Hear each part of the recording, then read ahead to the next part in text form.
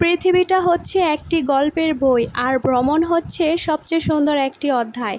আসসালামু আলাইকুম গাইস, কেমন আছেন সবাই? আশা করি ভালো আছেন। আলহামদুলিল্লাহ, আমিও ভালো আছি। অনেক দিন পর আপনাদের সামনে একটি ব্লগ নিয়ে আসলাম। আসলে আজকের ব্লগে তেমন রান্নাবান্নার ভিডিও দেব না। আজকের ব্লগে আমার গেট রেডির সাধারণ একটি ভিডিও আপনাদের সাথে শেয়ার করব।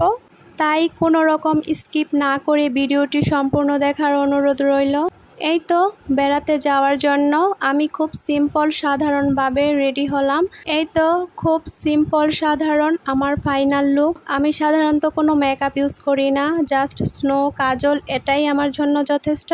এই তো তারপর আমার মিহাদ বাবাকে নতুন কাপড় পরিয়ে রেডি করিয়ে দিলাম।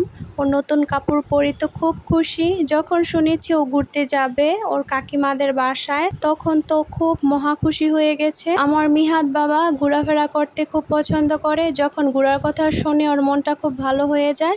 বাই দ্য ওয়ে, এই তো এসে পড়লাম গাড়িতে। এখন লং জার্নি হবে গাড়ির ভিতর। যাই হোক, আজকে কোথায় যাচ্ছি সেটাই তো আপনাদের সাথে শেয়ার করা হয় নাই। আজকে আমরা মিহাদের ছোট কাকিমাদের বাসায় যাচ্ছি, তার ছোট কাকিমাকে বাসায় আনার জন্য।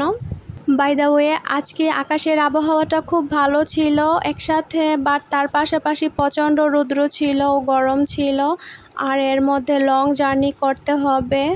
যাই হোক, আমার কিন্তু ঘোরাফেরা করতে খুব পছন্দ, তার সাথে ভ্রমণ করাও। আমার মতন আপনাদের কার কার এরকম ঘোরাফেরা করতে পছন্দ সবাই একটু কমেন্টে বলে যাবেন। সত্যি বলতে কি, ঘোরাফেরা করলে মন ভালো থাকে, কিন্তু আমার ঘোরাফেরা করতে মন চাইলেও ততটা করতে পারি না, কারণ আমি ঘোরাফেরা অভ্যস্ত না। মনে চাইলেও তেমন লং জার্নি করতে পারি না শরীর অসুস্থতার কারণে। বাই দ্য ওয়ে, আজকের জায়গাগুলো কিন্তু খুব সুন্দর। আমি এই ফার্স্ট টাইম আজকের রাস্তা দিয়ে যাচ্ছি। এই তো আমার কাছে দেখি খুব ভালোই মনে হচ্ছে, চারপাশে সবুজের সমারোহ। যাই হোক, যতই যাচ্ছি রাস্তা ততই বড় হচ্ছে। রাস্তার ক্লান্ত আর ফুরাচ্ছে না, অপেক্ষার সময়ও শেষ হচ্ছে না। যেতে যেতে আপনাদের সাথে কিছু কথা শেয়ার করি। মূলত আজকে আমার ছোট জায়েদের বাসায় যাব। ও কিছুদিন থেকেছে, তারপর আজকে গিয়ে ওকে নিয়ে আসব। কিন্তু প্রতিটা মেয়ের এরকম একটা সময় আসে বা থাকে, বাবার বাসা থাকাকালীন শ্বশুর বাসায় আসার সময়ের গল্পটা খুবই কষ্টের, যা আমি মেয়ে হিসাবে ফিল করতে পারি এবং বুঝতে পারি। বাই দ্য ওয়ে, আমরা হচ্ছি মেয়ে মানুষ, সব কষ্ট সহ্য করতে পারি। আমাদের সব কিছুই সহ্য করা লাগে, সব কিছু মেনে নিতে হয়, মানিয়ে নিয়ে চলতে হয়। আসলে সত্যি, মেয়ে মানুষের নিজের কোনো বাসাই হয় না। শ্বশুর বাসা থেকে বাবার বাসা, আর বাবার বাসা থেকে শ্বশুর বাসা, আর এটাই হচ্ছে মেয়েদের জীবন। যাই হোক, প্রতিটা মেয়ের জীবনই এরকম হয়ে থাকে।